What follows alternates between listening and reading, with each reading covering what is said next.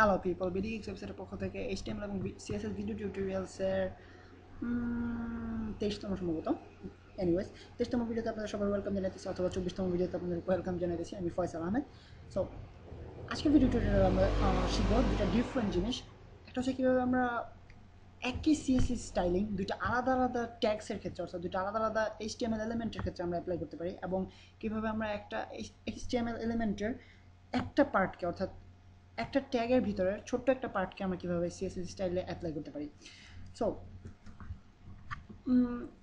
প্রথমে আমরা শিখি কীভাবে আলাদা আলাদা দুইটা এলিমেন্টে আমরা একই সিএসএস স্টাইলিং অ্যাপ্লাই করতে পারি। ধরা যাক আমাদের বডিতে একটা হেডিং আছে,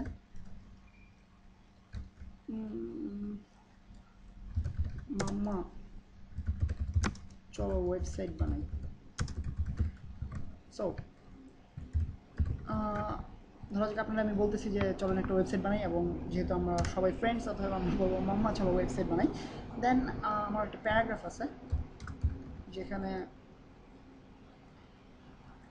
ওয়েবসাইট বানাইতে হলে, ওয়েবসাইট বানাইতে চাইলে অবশ্যই বিডি গিক্স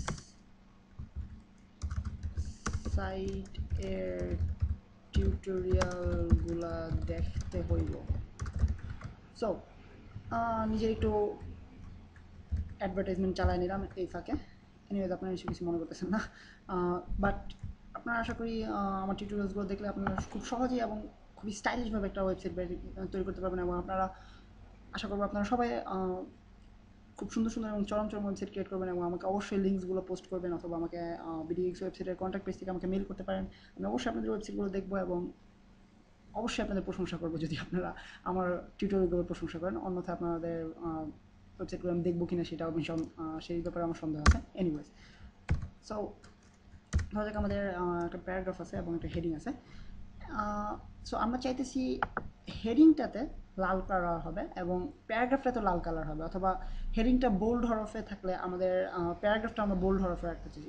সরি, হেডিং যেহেতু অলরেডি বোল্ড হরফেই থাকে, বোল্ড টেক্সটই থাকবে, বাট আমরা চাইতেছি ধরা যাক আমরা এটা হেডিংয়ের ব্যাকগ্রাউন্ড দিতে চাচ্ছি ইয়েলো, এবং প্যারাগ্রাফের ব্যাকগ্রাউন্ডও দিতে চাচ্ছি ইয়েলো। সো সেক্ষেত্রে আমাদেরকে কী করতে হবে দেখা যাক। সিএসএস স্টাইলিং ক্ষেত্রে আমরা জানি আমরা ট্যাক্সের নাম লিখি প্রথমে, দেন আমরা সেকেন্ড ব্রেকেট দিয়ে আমাদের স্টাইলিং শুরু করি। বাট যখন আমরা একই সিএসএস স্টাইল দুটো আলাদা আলাদা ট্যাক্সে, অথবা দুটো আলাদা আলাদা এইচটিএমএল এলিমেন্টে অ্যাপ্লাই করতে চাবো, সেক্ষেত্রে আমাদেরকে জাস্ট সিম্পলি যেটা যে কয়েকটার উপর আমরা ওই স্টাইলটা অ্যাপ্লাই করতে চাচ্ছি সেই কয়েকটা ট্যাগ কমা দিয়ে লিখে যাবো, অর্থাৎ H1P। এখানে যদি আমাদের আরও অনেকগুলো ট্যাক্স থাকতো, ডিভ অথবা আমাদের টেবলস, এগুলো সবগুলো যদি থাকতো, দেন আমরা ওই সবগুলোকে জাস্ট কমা দিয়ে লিখে যেতাম। I mean table, then UL, এরকম করে কমা দিয়ে লিখে যেতাম। সো আমরা যেহেতু দুটোর উপরে অ্যাপ্লাই করতে চাচ্ছি, সেক্ষেত্রে দেখা যাক আমরা কীভাবে করি। ব্যাকগ্রাউন্ড কালার ইয়াও। সো পেজটা যদি আমরা রিলোড করি, আপনারা দেখতে পাচ্ছেন দুটোর ব্যাকগ্রাউন্ড কালারে আমরা ইয়েলো পেয়ে গেছি। অর্থাৎ আমরা আলাদা আলাদাভাবে একবার একবার H1, দেন একবার পি, এভাবে আবার ভিতরে আমরা লিখতে হয়নি যে ব্যাকগ্রাউন্ড কালার। বারবার যদি আমাদের ওয়েবসাইটে হয়তো আমরা নিশ্চয়ই সবগুলোতে আলাদা কালার অ্যাপ্লাই করবো না, সেক্ষেত্রে টু মাচ কালারফুল হয়ে যাবে, অর্থাৎ আমাদের ওয়েবসাইটটা দেখতে আজীব দেখাবে এবং বেশি কালারফুল হয়ে যাবে। সো আমরা এটা চাইবো না। আমরা চাইবো যে আমাদের ওয়েবসাইটে যেন কয়েকটা একই টপিক, অর্থাৎ ধরো যে আপনারা একটা ব্লগ ক্রিয়েট করতে যাচ্ছেন, সেখানে আমাদের ক্যাটাগরিজগুলো যেই কালারে থাকবে ঠিক সেই কালারে আমাদের পছন্দের যে পোস্টগুলো আছে সেগুলো আমরা একই সাথে একই কালারে রাখবো, যেন আমরা দেখলেই বুঝতে পারি যে এই জিনিসগুলো আমাদের অলরেডি আমরা সিলেক্ট করে ফেলেছি। সো এই টাইপের জিনিসগুলো করতে হলে আমরা চাইবো যে একই স্টাইল দুটো আলাদা আলাদা ব্যাপারে যেন আলাদা আলাদা এলিমেন্ট অথবা আলাদা আলাদা এইচটিএমএল ট্যাগের ক্ষেত্রে আমরা যেন অ্যাপ্লাই করতে পারি। সো সেই ক্ষেত্রে আমাদের এই জিনিসটা কাজে লাগবে, অর্থাৎ আমরা জাস্ট কমা দিয়ে আমাদের ট্যাগগুলোর নাম লিখে যাবো এবং ভিতরে আমরা আমাদের স্টাইলগুলো অ্যাপ্লাই করবো। অথবা এখানে আপনারা যে কোনো স্টাইল অ্যাপ্লাই করতে পারেন। ধরো যাক আমরা ফন্ট ফ্যামিলিটা চেঞ্জ করে দিই, ফ্যামিলি কমিক সেন্স এমএস। আপনারা এসে বুঝতে পারতেছেন এটা আমার ফেভারিট ফন্ট। সো আপনারা দেখতে পাচ্ছেন আমাদের সবগুলো ফন্ট কমিক সেন্সে চলে আসছে। তো ধরা যাক আমরা হেডারটা রাখবো শুধুমাত্র ধরা যাক যে কোনো একটা স্পেশাল ফন্টে, কমিক সেন্সে, দেন ভিতরগুলো আমরা টাইমস নিউ রোমানে রাখবো। সো আমাদের প্যারাগ্রাফস এবং আমাদের কমেন্টস, আমাদের পোস্টে যদি কেউ কমেন্ট করে সেই কমেন্টগুলো সবগুলো টাইমস নিউ রোমানে হবে। সো আমরা চাইবো যে আমাদের হেডারের ক্ষেত্রে, অর্থাৎ হেডিংয়ের ক্ষেত্রে এক ধরনের স্টাইল অ্যাপ্লাই করতে, এবং পোস্ট এবং আমাদের কমেন্টস সবগুলোতে একই স্টাইল অ্যাপ্লাই করতে। সো সেক্ষেত্রে আমাদের এই জিনিসগুলো কাজে লাগবে। দেন আরেকটা জিনিস আজকে আমরা আলোচনা করবো বলেছিলাম, সেটা হচ্ছে একটা স্পেশাল ট্যাগের ভিতরে আমরা কীভাবে শুধুমাত্র একটা পার্টকে কীভাবে আমরা স্টাইলিং করতে পারি। সো এই জিনিসটাকে বলা হয় স্প্যানিং, অর্থাৎ গাড়ির শব্দে আপনাদের নিশ্চয়ই অনেক সমস্যা হচ্ছে, সো সরি। কন্টিনিউ করি।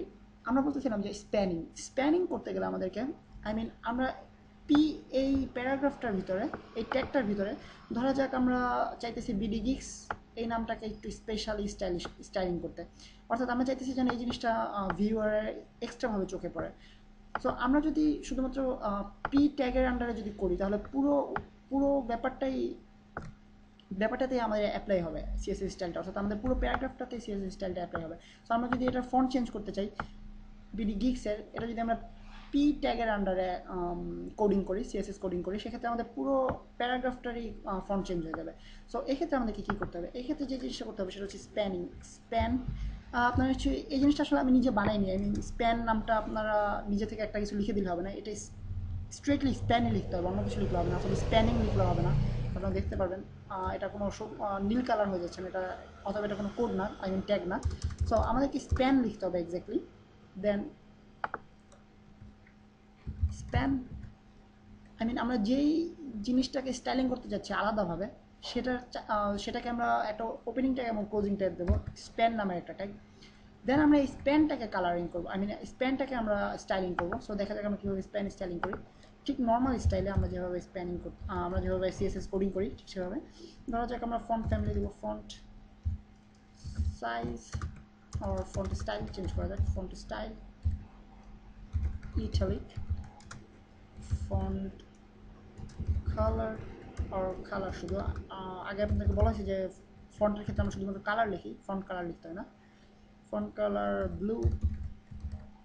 দেন আমি যদি পেজটা রিলোড করি, আপনারা দেখতে পাবেন এখানে বিডি গিক্স লেখাটা সম্ভবত আমি সেকেন্ড লাইনে কাস্টমাইজ করেছিলাম। তো সেকেন্ড লাইনের বিডি গিক্স লেখাটা চেঞ্জ হয়ে যাবে।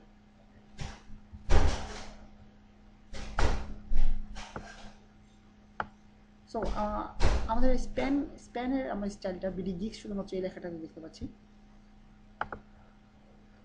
এবং আপনারা এখানে যে কোনো ধরনের সিএসএস স্টাইলিং অ্যাপ্লাই করতে পারেন, যেমন আপনারা কিছু বুঝতে পারতেছেন, আই মিন যে কোনো স্টাইলিং, যে কোনো সিএসএস স্টাইলিং আপনারা এখানে অ্যাপ্লাই করতে পারেন। অর্থাৎ আমরা যদি হেডারের ভিতরে একটা, আই মিন আমাদের ওয়েবসাইটের লেখাটাকে যদি আমরা চেঞ্জ করতে চাই, সেক্ষেত্রে আমরা একই স্টাইলে করবো, স্প্যান। দেন এটাকে একটা ক্লোজিং ট্যাগ দিতে হবে, স্প্যান। দেন আপনারা যদি পেজটাকে রিলোড করে আপনারা দেখতে পাবেন এই জিনিসটাও, ওয়েবসাইট লেখাটাও ব্লু কালার এবং ইটালিক হরফে চলে আসছে। আপনারা দেখতে পাচ্ছেন ব্লু কালার এবং ইটালিক টেক্সট, অথবা ইটালিক ফন্ট বলা যেতে পারে। সো বেসিক্যালি আজকের টিউটোরিয়ালটা এই দুটো টপিক নিয়ে কথা বলার ইচ্ছে ছিল আমার, অ্যান্ড আশা করি আপনারা স্প্যান জিনিসটা অ্যাপ্লাই করতে পারবেন এবং আপনাদের ওয়েবসাইটকে আরও কুল এবং আরও চরমভাবে তৈরি করার ক্ষেত্রে আপনারা স্প্যানটাকে ইউজ করতে শিখবেন। এবং আমরা কীভাবে আলাদা আলাদা HTML ট্যাগে একই সিএসএস স্টাইল অ্যাপ্লাই করতে পারি সেই জিনিসটা সম্পর্কে আপনাদের একটা ভালো এবং ফ্রেশ আইডিয়া হয়েছে আশা করি। এবং নেক্সট টিউটোরিয়ালে আপনাদের সাথে দেখা হবে, সেই পর্যন্ত সাইন অফ করতেছি আমি Faisal Ahmed from BD geeks.